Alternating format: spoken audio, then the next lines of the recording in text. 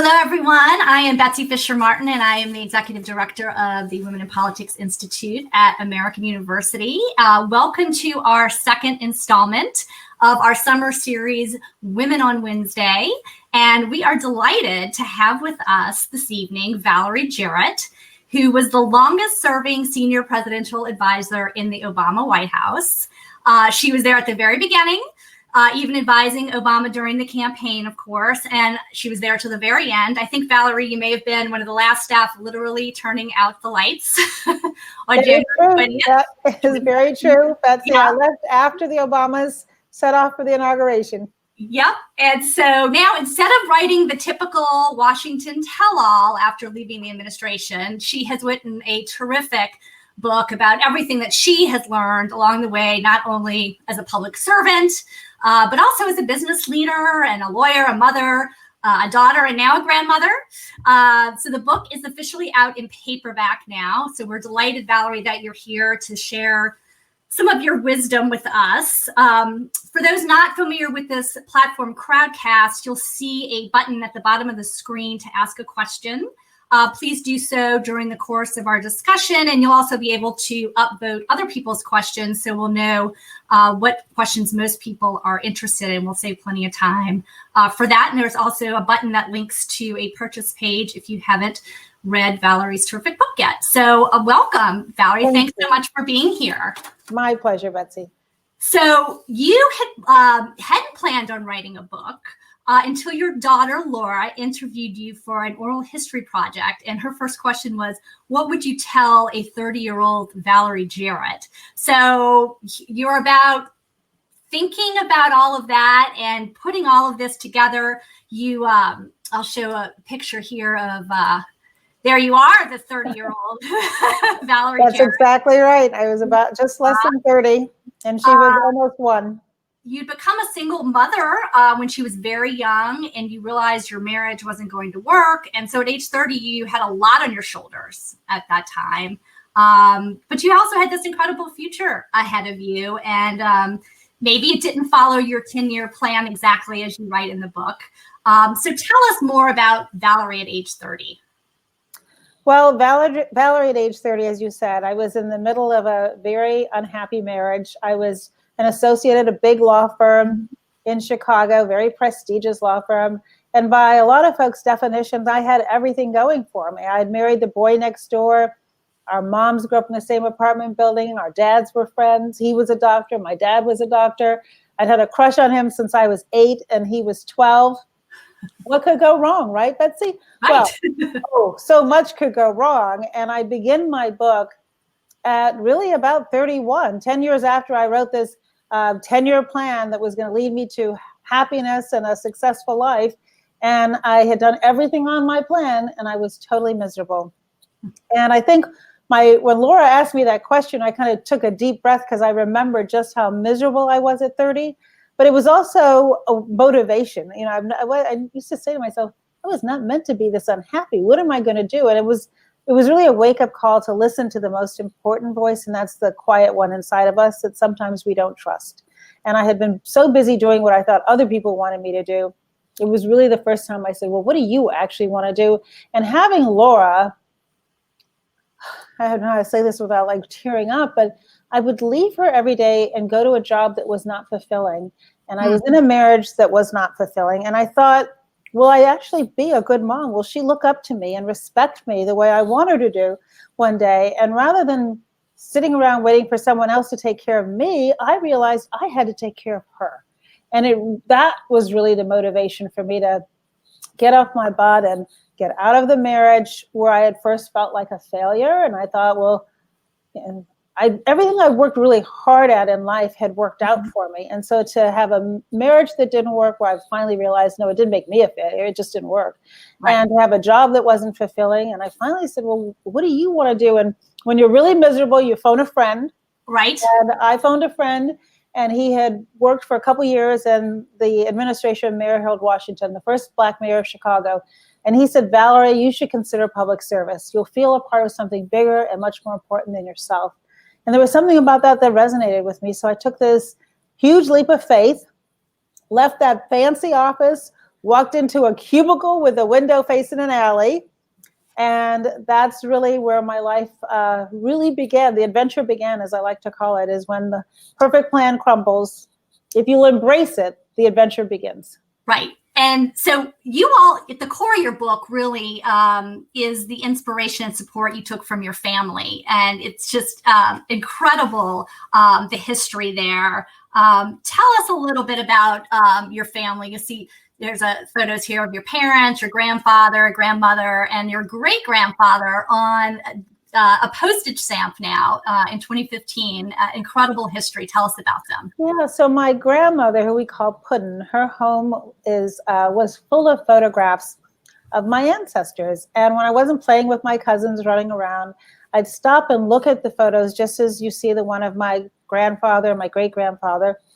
And I would just wonder about them. And then she would tell me these stories about their lives. And she wanted to place me in a history. And I come from a long line of relatives who believed in education and hard work and excellence and service. And I would perhaps best describe how she put it to me as in the story about my great-grandfather, who was honored with a postage stamp in his name right before we left the administration. And he grew up in North Carolina, Wilmington, North Carolina, and his father was born a slave.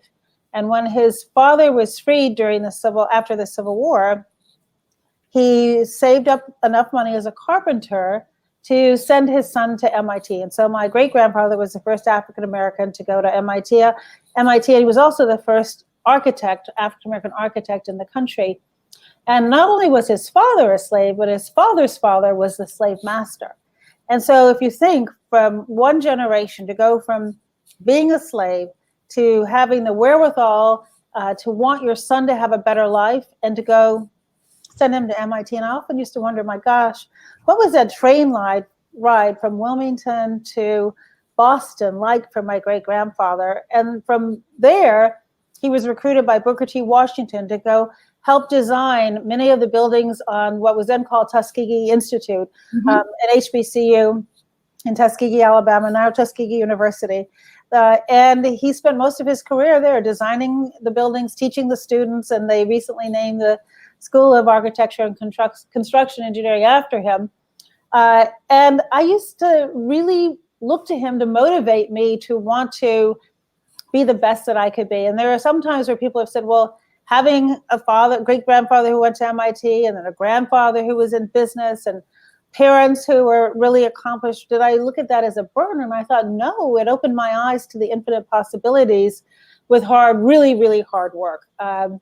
So we are a family of storytellers, and those storytellers really helped me. And in my paperback book, where I added 2 chapters, so the last chapter is dedicated really to my grandson. Still can't, those words have a hard time coming out. My grandson, who's 10 months old this week. And I really want him to feel the rich history that comes with his birth and help inspire him to go out and find his own path and enjoy his adventure in life. You wrote about one of the techniques that your mother employed, about speaking of your tone of voice and how you've dealt with staff and with people over the years. This technique of being firm and clear without ever raising your voice and screaming. And you said it's a strategy that you use to this day in your professional and personal life. Why do you think that is so important? To be candid with you, I think particularly men don't listen so well when women raise their voices. And because I was early in my career in male-dominated field, I found I needed to come up with strategies to make sure that my voice was heard. And lowering your voice diffuses tension. It's non-threatening, but it also forces people to listen a little bit more closely. And so it's just, with my mother, I can remember when I was young, just trying to get her to lose her temper and lose control. And it was so frustrating that I couldn't, ruffle her. And I tried the same thing with my daughter, and it really is quite effective. Kids want to see if they can pull your string and push your buttons, and keeping control and keeping an even temper, I think, is helpful in both your personal and your professional life, because what you really want is to communicate with people and get them to hear you. Right. And I don't find raised voices are very effective in bringing out the best in people, or certainly the best in myself. You also had a mentor in your early professional life, Lucille Dobbins. And you write a lot about her, what you learned from her, and also her just pushing you and, saying you should put yourself up for a promotion. You felt she actually worked out a situation with where you had more flexibility at work. Tell us about the influence that she had on you. Well, Lucille Dobbins helped me in more ways than we have time to mention. If you think about it, when I fell into her arms, basically, because a friend who recommended I go work in City Hall also introduced me to Lucille. And I was really, felt like this failure in my marriage. I had been so unhappy at the law firm, and I was kind of beaten down. And Lucille took me under her wing. And she was the senior woman in the administration of Mayor Harold Washington. She was in charge of finance and development, and I had been a real estate lawyer. And so she was my client. And she would do things like come by my home in the evening so that I could go home and put Laura to bed. I'd cook dinner, so she'd get a meal out of it. Then we'd work from my home after dinner on her way home. And she was a mom, too. She had a 16-year-old daughter, Diane, at the time. And so she'd been through what I'd been through in terms of raising a young child, and she knew that flexibility was important. And in return, I was so incredibly loyal. I would do anything for her because she recognized my whole life. And I think, Betsy, when I've been at the law firm, what I tried to do was to compartmentalize my life, because I was afraid if I brought my whole self to work and I talked to the guys about being pregnant or leaving my daughter, leaving work to go take my daughter somewhere, that they would think less of my professional competency. And what Lucille did is broke down all those barriers. And I think what she also encouraged me to do is to open up and be vulnerable to her. And I say to folks who are looking for that mentor relationship, you can't just work hard. You have to be a human being. People have to care about you. They have to want to invest in you. And I think Lucille took pity on me at first, and then she knew that I was going to do my utmost to fulfill her needs as a lawyer, bringing a lot of the experience that I had garnered while I had been in the private sector. And then in terms of the promotion, not only did she tell me I should go into my boss's boss and ask for promotion, but she said that my boss should report to me. And so I should leapfrog over her. And I should ask for that too. I thought that was like one of the craziest things I'd ever heard of. And I said, Lucille, I'm not going to go do that. First of all, when he thinks I'm worthy of a promotion, he'll give it to me. And she said, that's about the most ridiculous thing I've ever heard. And she pushed me and she pushed me and she pushed me until I finally worked up the nerve to do it, primarily because I thought I was disappointing her and I just wanted to get it over with. And don't you know, he said yes. And so fast forward 30 years, I write my book, I call Lucille and everybody else who's in it because I wanted people to not be surprised by what I said. And I said, Lucille, one of the people I gave to read my book thought it was a little odd that I received that double promotion just by asking that first time. And I said, I'm curious, did you say anything to him before I went in there and asked? And she laughed and she said, I might have. And so I realized not only she was my mentor, Betsy, but she was my advocate. She went to bat for me when I wasn't in the room. But, and this is really important, she made me go in there and ask for myself. And it was really the beginning of me realizing that I had to be my own self-advocate because I couldn't sit around waiting for everybody else to just recognize my strengths. And so I think that's part of why she kept pushing me, because she knew if I asked, I was going to get it. But she demanded that I ask for it. So huge difference in my life. And I've modeled the way I have mentored young people out of what she did for me. So you conducted during your time at City Hall what was probably one of the most life-changing job interviews imaginable. Best hire ever. You interviewed an impressive young lawyer from Harvard Law School named Michelle Robinson, who was referred to you. And you write about how luck can really play an enormous role in our lives. Tell us about interviewing Michelle Robinson and the condition that she said upon getting hired, what you would need to do, who you'd have to go out to. Yeah. So Susan Schur, who was at that time, I think she was a number 2 lawyer in the Corporation Counsel's office at the city of Chicago, went on to become the First Lady's chief of staff, First Lady Michelle Obama, that is, chief of staff years later. But somebody sent her Michelle Robinson's resume, and across the top it said, not interested in practicing law, would like to consider public service. So Susan sent it down to me and said, brilliant young lawyer. Please interview her. I think maybe she would be a great addition to the mayor's office. By that time, I had left the law department and I was deputy chief of staff for Mayor Daley. So I remember so vividly this tall, elegant, simply dressed young woman who walked in with a confident look in her eye, and she shook my hand and looked right at me. And she never once mentioned her resume, which she saw sitting on my desk, and no mention of Harvard Law School, Princeton undergrad. What did she do, Betsy? She told me her story. And we all now know it is a quintessential American story. Growing up on the south side of Chicago, working class family, parents who hadn't gone to college, but instilled in she and her brother hard work, excellence, giving back, those core values that motivated her. And the other thing she said to me in that interview that I've never forgotten is that both her father and her best friend from college had died within the last year, both quite suddenly. And it was really a horrendous wake-up call about the importance of making your life count. And she thought, well, they're not here to live out their lives. What am I going to do with my life to make it meaningful? And I think in a sense, it was the same way I felt about Laura and how I wanted her to look up to me and that I was doing something purposeful with my life. And so we clicked right away. Although I will say she asked me some really hard questions and I had just been promoted. So I didn't really have the answers to all those questions. And she kind of showed me by her example that interviewing should be a two-way street. It wasn't just that she was selling herself. It was just she wanted to make sure that this was the right fit. So after I gave her a job offer on the spot, which, by the way, I had no authority to give her, a few days later, we were talking. By that time, I'd cleared the offer with my boss. And she said, well, I got to tell you, I have some bad news. And I said, well, what's that? And she said, well, my fiance doesn't think it's such a good idea. I said, well, who's your fiance? And why do we care what he thinks about this?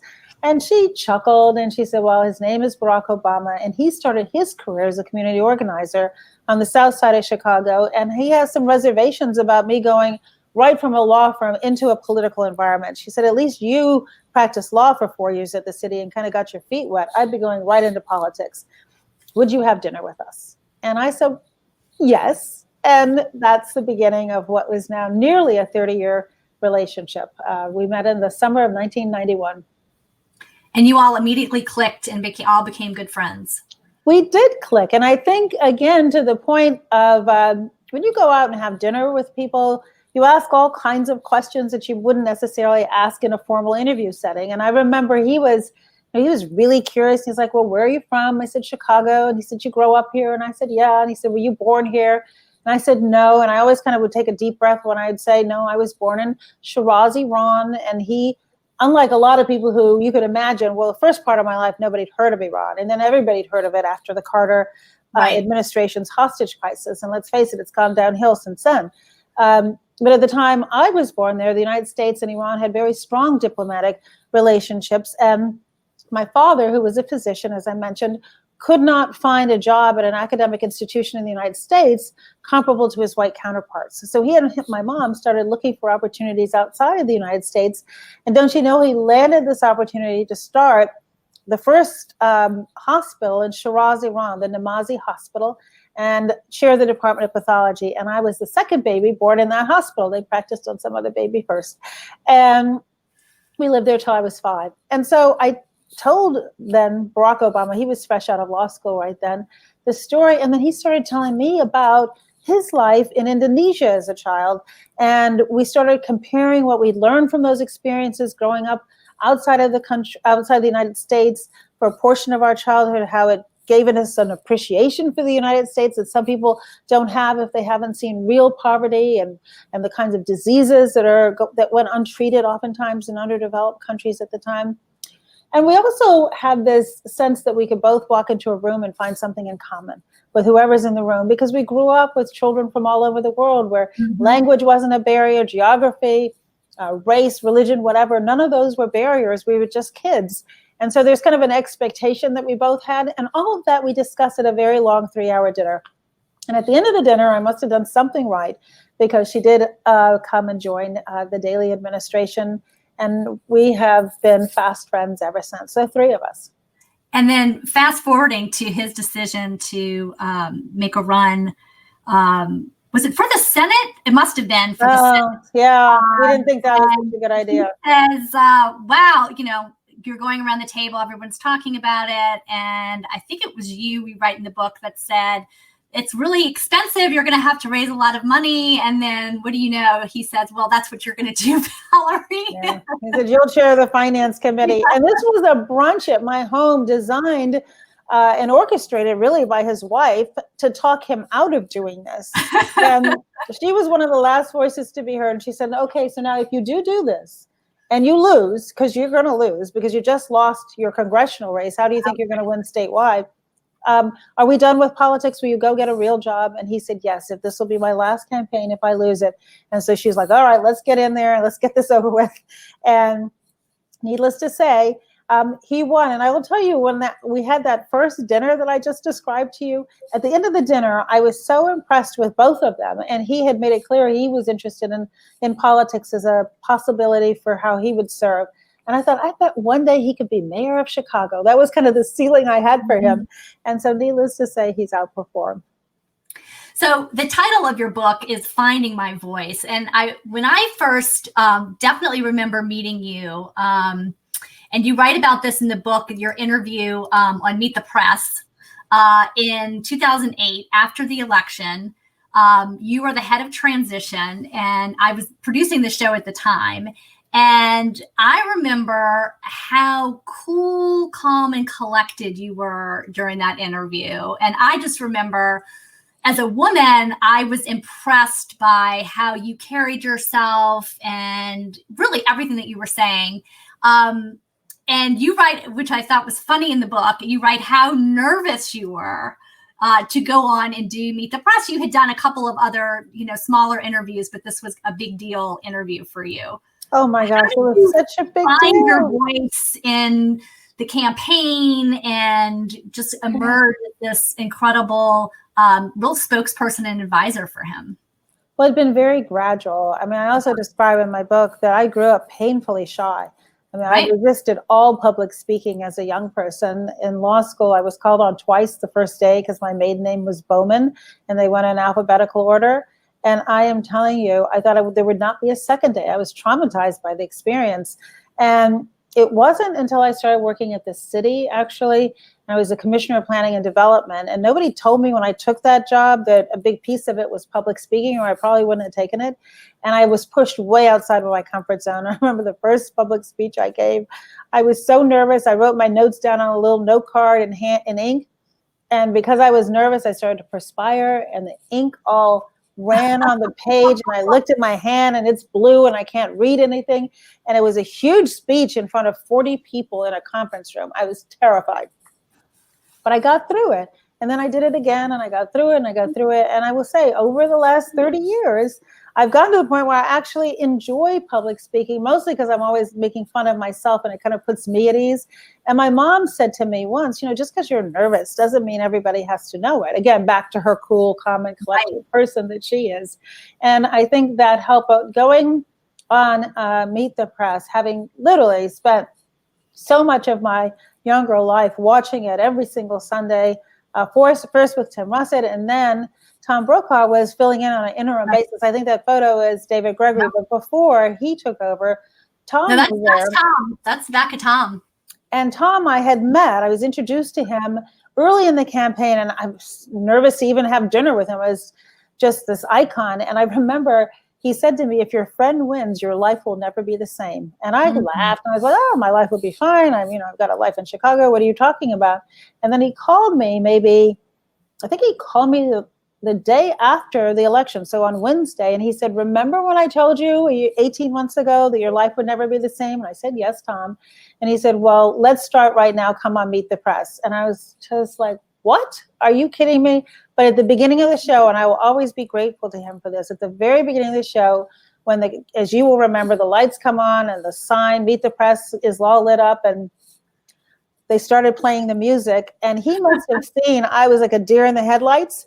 And he reached over and he touched the top of my hand, and he said, don't worry, I'm not going to ask you any question that you don't know the answer to. Relax and let's have some fun. And I just completely forgot that there was anybody else there. I thought it was just the two of us having a conversation. And it was such a sweet thing to do for somebody Yeah. who's, and it probably also saved the segment of the show because I might have just gone blank on it. So you took a big leap and going into the White House. And you write it. We talked a little bit earlier about your grandmother, who you called Puddin', right? Yes, Puddin'. And you write about this in the I think it's in the new part of your paperback where she had a saying, "Put yourself in the path of lightning." I love that saying. Isn't it a great expression? It really is. It really is. Tell us about that and how you kind of took that leap to come to Washington and work in the White House. Well, Puddin' was all about courage, and she had this unmistakable ability to read me and tell when I was nervous about something, and she'd get me to open up and spill my guts about whatever was worrying me. And it could be, I'd had a fight with one of my cousins, and she'd say, "Put yourself on the path of lightning, go in there and work it out." It could be I was nervous about taking a particular class that I thought I might not be good at. She's put yourself, every career move, take a chance, take a risk, put yourself out there in the path of lightning. And so by the time President Obama was elected and I'd been working on the transition, I remember actually right before the election, we were traveling somewhere and he leaned over and he said, "If I win this thing, you're going to have to go to Washington." And I said, "Well, let's win first and then let's have that conversation." And the weekend really after that interview with Meet the Press, that same Sunday, I was talking to him and he offered me this portfolio that was irresistible. And it was overseeing the Office of Intergovernmental Affairs. And that's all the elected officials outside of Congress, so the mayors, the governors, the county and local officials. And having worked in local government and then having chaired the Chicago Transit Board that oversees Chicago and 38 suburbs, I'd had a lot of contact with the governors, the county officials, the local officials. And then he also offered me public engagement, and a big piece of my portfolio in the mayor's office and in the planning department had been civic engagement. And I had learned at the local level how to listen first. I think sometimes people think that once you're elected, you're supposed to have all the answers. But I believed, and certainly Barack Obama believed, that a big part of what we had to do is to engage and listen and make sure that the decisions we made were informed by the people whose lives were going to be impacted. And so giving me that portfolio, and then after I started, 2 months later, letting me chair the White House Council on Women and Girls for 8 years was just all anybody could ask for. Best portfolio, best jobs, and then senior advisor is really the catch-all to be one of the senior people who reviews every piece of paper, every decision he makes, and gets an opportunity to weigh in. So privilege of a lifetime. And speaking of women and girls, you took to heart some of that just even internally in the White House. You write about how in the Obama White House, which was, I think, early on, so frequently described, unfairly or not, as a bit of a boys' club with kind of a macho atmosphere. And you wanted to make sure that the women staffers had a voice. Tell us about what you did to make sure that their voices were heard. Well, I would remind everybody that at the time President Obama was elected, of course, we were at the beginning of the greatest recession since the Great Depression. The banks were in a free fall. The automobile industry was on the verge of collapse. 2 of the automobile industry companies were in bankruptcy. We had a healthcare crisis, 2 wars going on, worried about terrorism on our shores and abroad. So a lot on our plate. And I think, frankly, a lot of the senior men had a pre-existing relationship with the president. And I was the one woman who had a longer relationship, frankly, than any of them. And so because they'd been on the campaign together, they kind of came in together, and there were a lot of loud voices and a lot of testosterone flowing. And because I think the women, as we all do, we tend to bring with us our prior life experiences. I don't think the women initially fully appreciated how important their voices were to the president of the United States. And one woman in particular came to me one day and she said she was thinking of leaving because she didn't feel as though her voice was being heard. So when I told President Obama about it, he said, "Well, is she the only one? Because I'll talk to her." And I said, "No, I actually think it's pretty, universal among the women, the senior women." And he said, "Unacceptable. I'm going to have everybody over to dinner and we're going to talk about it," knowing that people would loosen their guard a little bit if it wasn't just a meeting in the Oval Office, which is kind of a scary place to be. Right. And so then I went and I spoke to each of the women individually, and I said, "Look, President Obama wants to have us all over for dinner, and he wants to improve the culture. And you have to be honest with him and tell him what it is that you need in order to feel as though your voice is being heard.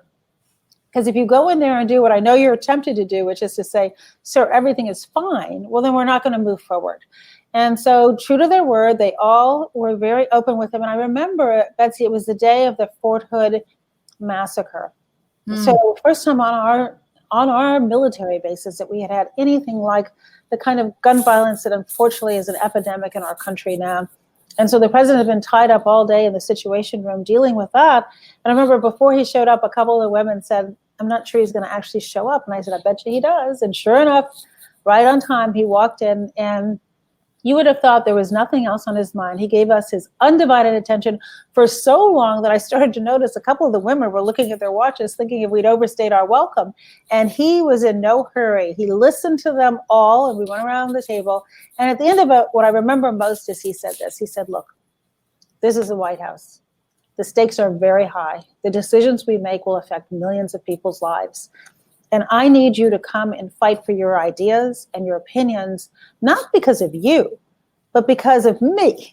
He said, I will make better decisions with the benefit of your advice and counsel. I handpicked every one of you to be here. And you've got to get in there and you've got to fight. And it was such an empowering thing for him to say that I think everybody left feeling a little bit better. But before they left, he said, look, culture takes time to build. And we're just at the beginning of this administration. And I'm going to talk to the guys, and we're going to work on this together. And if we don't do it quick enough, I want you to come back, because I can't afford to lose anyone, any of you. And so, and he said, and if you do think that we're not moving fast enough, tell Valerie we're going to have another dinner, because we're going to get this right. And so then after that, we, the women in the White House, we started having dinner on our own without him.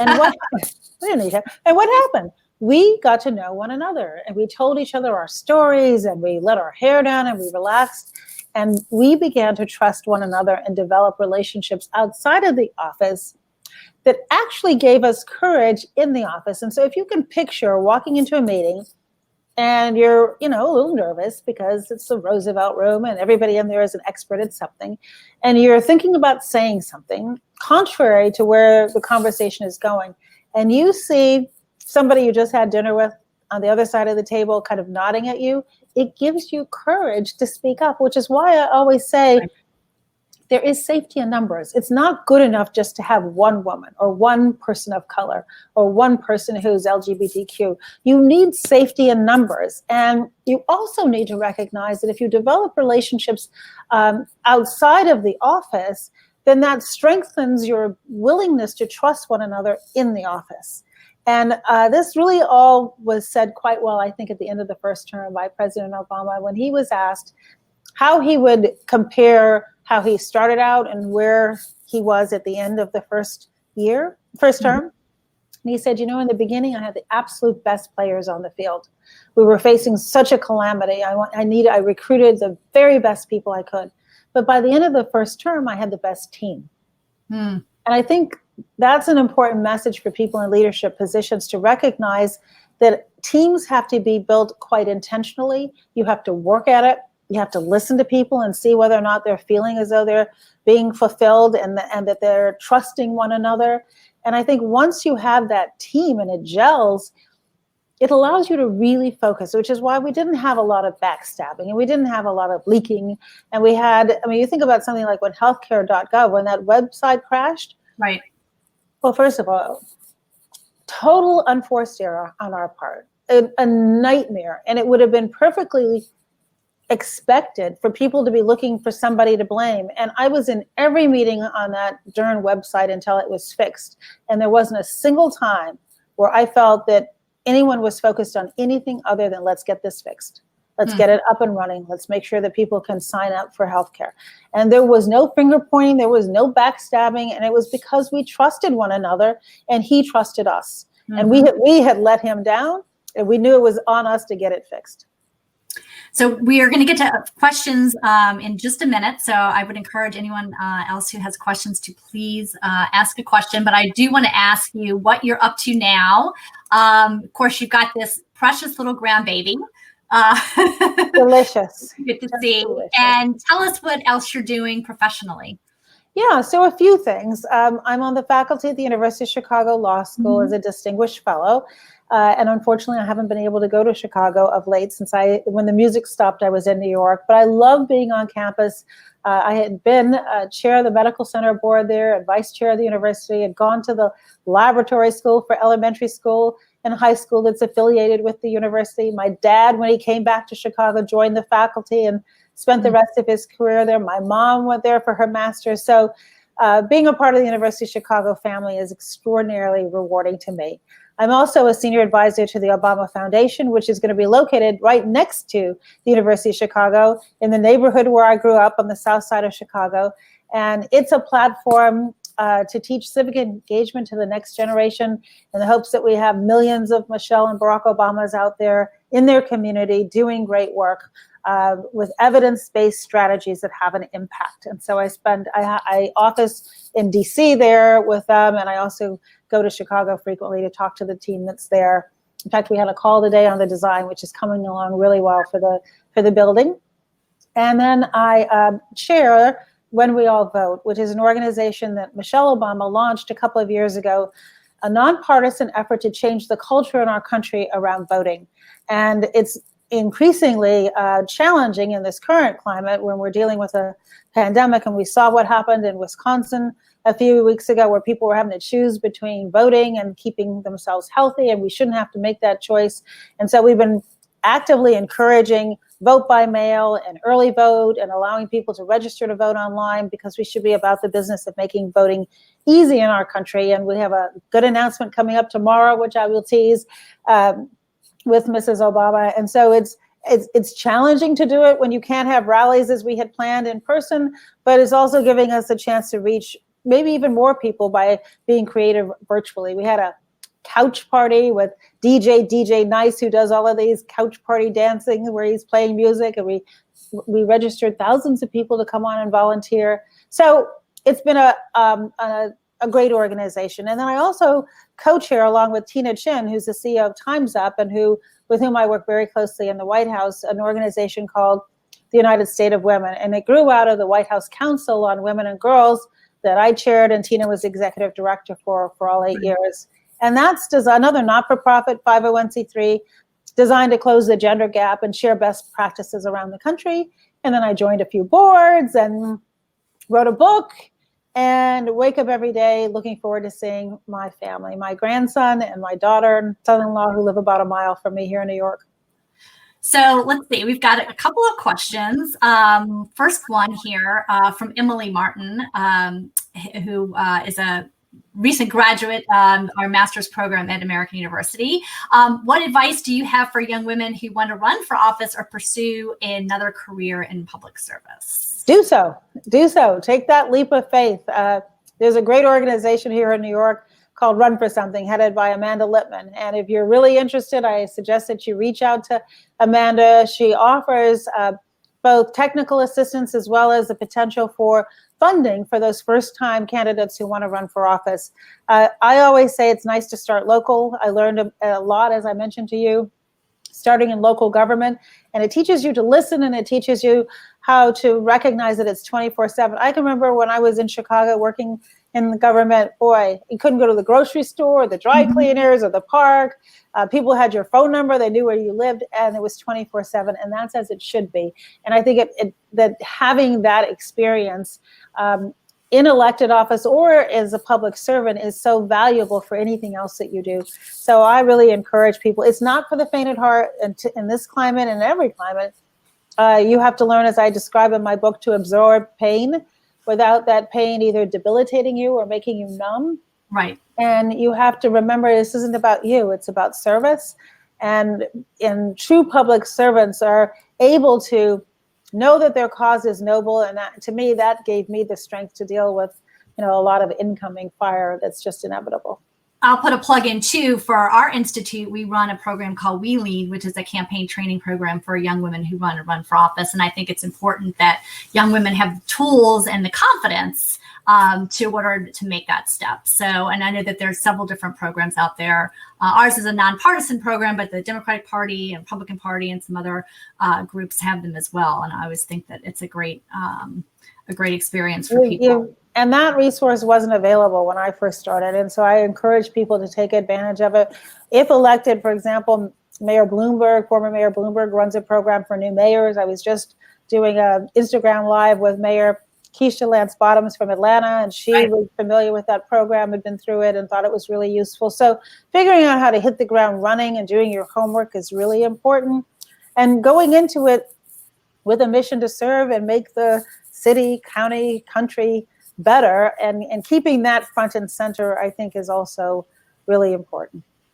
Here's a question from Maggie. She says, thank you for sharing your experience with us. How can young women advocate for themselves? I always feel uncomfortable asking people for things. Yes, you have to get comfortable being uncomfortable. And I say that still having a hard time doing it. And it's something in our DNA as women.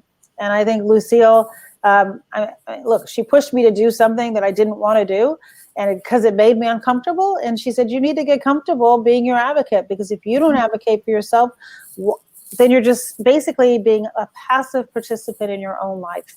And I think that getting your arms around that, even if it makes you uncomfortable, just keep practicing it. And you're going to do it in a way that's not annoying, the way maybe some men might do, but you have to be able to speak up for yourself. And I will say, one of the lessons that I learned that I described in my book early as well is not only was Lucille a great mentor and helped me be an advocate, but I also had this crazy expectation that I could be perfect at everything. Mm-hmm. And when I wasn't, and when I started dropping balls all around me, I thought, well, there must be something wrong with me. And maybe if I just was smarter, or I worked harder, better organized, slept fewer hours, although I don't know how I could have slept any fewer hours, then maybe this wouldn't all be so hard. And I think part of what drove me into this fight for gender equity 30 years ago is when I was feeling like I was holding on by my fingertips. I had a good job. I had health insurance. I had parents who lived a mile away. My dad took my daughter and picked her up every day when she was in school. I had one caregiver who joined us when Laura was 3 months old, and she helped me pack Laura up when she went off to college. Mm-hmm. I had everything going for me, and I still felt like I was overwhelmed. And so I thought, well, what about women who have none of that, who have no safety net, and who are living one paycheck to another, and are, putting their children in childcare where they know that they're not comfortable, but they have no choice because of their income. And so I wanted to fight for them. But I also realized I was kind of my own worst enemy in a lot of ways, because I was so busy doing everything myself and pretending like it was okay to myself and to others that I should have asked for help. And finally, my mom was like, you need help, girl. Why won't you ask for it? And I'm like, I'm fine. I've got it. And I'd work all day. I'd come home, put Laura to bed, work some more, and then I would do things like make baby food from scratch in the middle of the night. What was I thinking?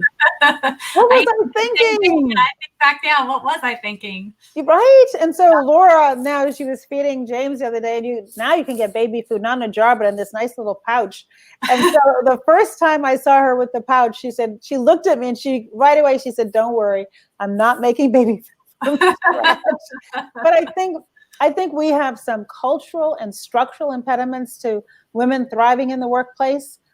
Equal pay, paid leave, paid sick days, workplace flexibility, affordable childcare, an environment that's free from sexual harassment, a safe environment in which we can work. But we also have to be willing to say, this is what I need. And in the book, I tell one story about early on after Mayor Daley had promoted me, and we were kind of terrified of him. I look back now, and he's obviously a really decent guy, but at that point I was scared of him. And Susan Scher, who reappeared, she was by that point the corporation counsel, and I was commissioner of planning, and we were in a meeting with him in our new roles. And I remember we both kept looking at our watches. And finally he said, I'm moving out of the sun, you guys. Finally he said, what is it that's so important? And in a moment of just like desperation and encouraged, because Susan was on the other side of the table. As I said, it's really important to be more than the only one in the room. I said to him, well, sir, the Halloween parade starts in 20 minutes and we're 25 minutes away. And he looked at us both and he said, then what are you two doing here?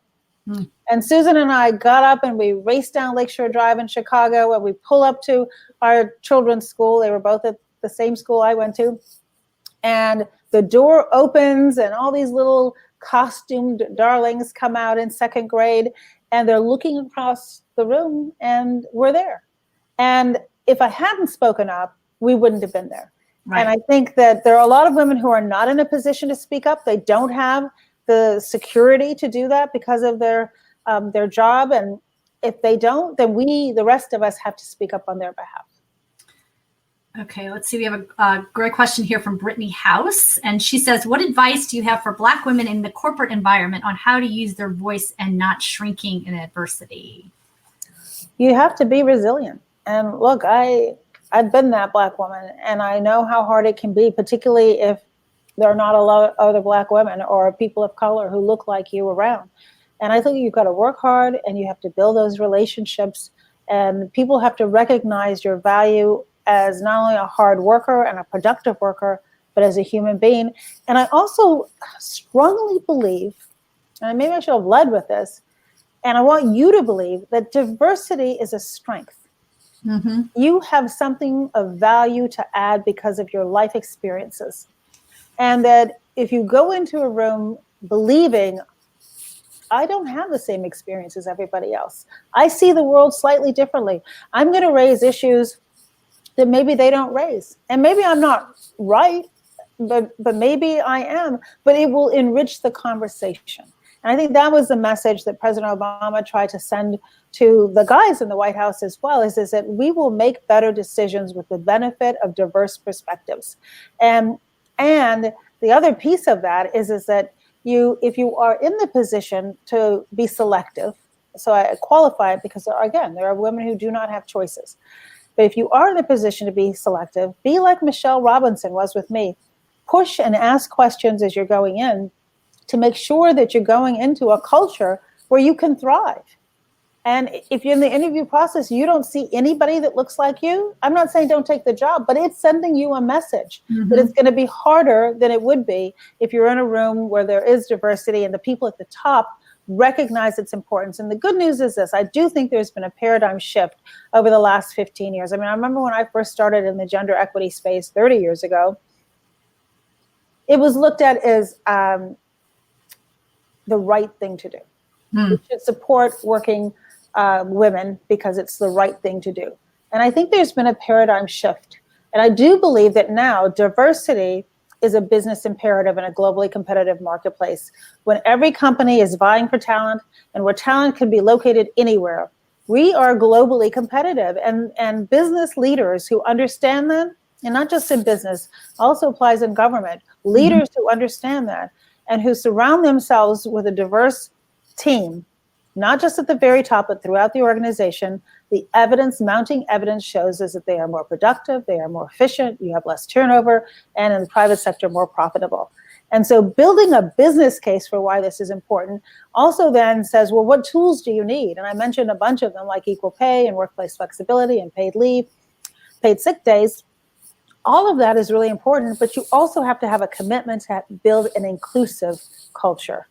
And just as I described, President Obama did that, and it took intentional effort on his part and on all of our parts. I think that's something else that will be of assistance to the African-American women who are listening in, who are wondering whether or not they're going to be welcome in an environment. Is it an inclusive culture? And if you sense it is not, and you take the job anyway, if after you decide what period of time it doesn't get any better, and you're in a position to look for a new one, go find a place where you're going to thrive.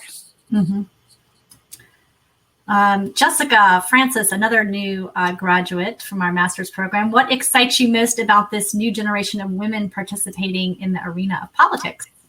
They do have a voice, and they are not afraid to use it. I listen to these women. Well, first of all, I am so encouraged that now Congress has more women in it than ever before. And I would have welcomed, and this isn't about party affiliation at all, I just would have welcomed there being more women in Congress. I think life would have been a lot easier for us if that had been the case. And so I am heartened to see not only are they running for office, and many of them winning for their first election. And those who've lost, many of whom I've spoken to as I've traveled around the country, they're like, okay, I'm going to run again. I'm not going to let one defeat stop me. I love that resilience and that grit and determination and that kind of fearlessness that allows them to go out and speak their mind. And a lot of them, as you were seeing, are getting huge blowback. I think this is a way where technology can be both a friend and a foe. People say perfectly dreadful things on Twitter that they would probably not say directly to your face. And the women who have chosen to speak up and use their voices have to have the resilience and the strength to withstand that avalanche. And it's nice for them to know that there are women out there who are rooting for them. And so I say to those women who are thinking about going into politics and using their voices, build a coalition around you that will support you because you're going to need them. Great. Question from Susan. How do you think we can pull the country back together again after it has been so divided? Do you think we can get a new president in November? If we can get a new president in November, we can repair all of the damage that has been done? Or do you think it will take a long time to unite as a country? Well, it begins with each of us. I think there is the power in each and every one of us to model the kind of behavior that you'd like to see in others. You know, treat each other as you would be treated. Wish to be treated is a very good golden rule. And I think that there is a disconnect, I think, between a lot of the rhetoric that we hear coming out of Washington and much of what I see when I travel around the country, where I describe it as ordinary people still doing extraordinary things. And I'll give you just one example. I was out in San Francisco a while ago at Manny's bookstore. Manny used to be a White House intern for me when I was in the White House. And after being in San Francisco, he said he was frustrated that he didn't think that there were sufficient places for civic engagement, music to my ears. And so he opened a bookstore. And in addition to being a bookstore, it's a venue where he invites in speakers. I think he said he had every presidential candidate in the Democratic field, and there, if not once, twice, and invites in guest speakers and has a conversation with the audience. After my remarks that day, when the event concluded, a woman came over and introduced herself to me. And at the end of the remarks, I kind of challenged the audience, each of you go out there and just do your part. Do something to make our country stronger. Do something to help bring us back together. And she said, I want to tell you my story. She said, I look up in the online or in the paper where there are going to be naturalization ceremonies in the San Francisco area. And then I grab my ironing board and I go to the ceremony. I put up my ironing board, my folding ironing board as a table. And when people come out of the ceremony, I register them to vote. Well, anybody can do that. Anyone with an ironing board or a folding table could do that. All on her own. She just thought, well, why wouldn't we get newly minted citizens signed up right away? Just like which we try through When We All Vote to get high school students who are turning 18, sign up right away, because evidence shows if you vote in your first election, then you're going to more likely become a lifelong voter. And so that really, those stories are plentiful. And I think what I also believe, which won't surprise you, is that hope and change starts on the ground, and it comes from the ground up. And I do believe that as more and more people appreciate that shunning government isn't really the option. We're so disappointed 100 million people didn't vote in the last presidential election. And for a host of different reasons, we can't shun our government. It is a pillar of our democracy. If we don't like it, then it's on us to change it. And that's within all of us, going back to my plea that everybody should go and find candidates that you believe in and then vote for them and then hold them accountable. And so I guess the answer is just, it's up to all of us. And in terms of the time frame, I think that there has been some real serious damage done to the fabric of our country. And we are more polarized than ever. And I'm not blaming this on any one person, nor do I think the solution should rest with any one election. And I think that some of what we see is symptomatic of a bigger problem. And so what can we all do to get outside of our comfort zone, listen to people with whom we disagree, and try to find that common ground? And I think the media can be a huge help in this as well. I think we've gotten into a period where you'll hear two stories and then you wonder, well, which one is actually accurate? Right. Well, oftentimes one is right and one is wrong. And I think the media can help by making it clearer for us. And right now, our information is on demand, right? So I used to listen to Tim Russert or Walter Cronkite. And I knew that the facts were going to be the facts. Now, on the palm of your hand, you curate your own source of information. And I think that that is contributing actually to us becoming more and more polarized, where we're not getting comfortable being uncomfortable, because we don't have to. We can choose that information and just have what come in to reinforce what we already think. And so breaking out of that and figuring out ways to build coalitions and bring people in and have a big tent. I'm a Democrat, a lifelong Democrat. And one of the reasons why I like the Democratic Party is that there is a big tent. There's room for a lot of different ideas and voices. We have young, progressive women who are coming into the party and pushing the party. And I think that's healthy. And everybody should feel that their voice counts and should be registered. And so let's all do our part to bring it back together. Some of it can be healed with one election, but a lot of it is going to depend upon you and me and the American people. So here's a great question to end on, Valerie. Since the mission of our institute is to close the gender gap in political leadership, here's a question from Julie. Are you planning on running for office yourself anytime soon? No, and I'll tell you why. I mean, I have considered it at various times in my life too, actually. One, back in the middle of 2000, like 2007, I was thinking about it if Mayor Daley didn't run for another term. I thought I would like to run for mayor. Mm-hmm.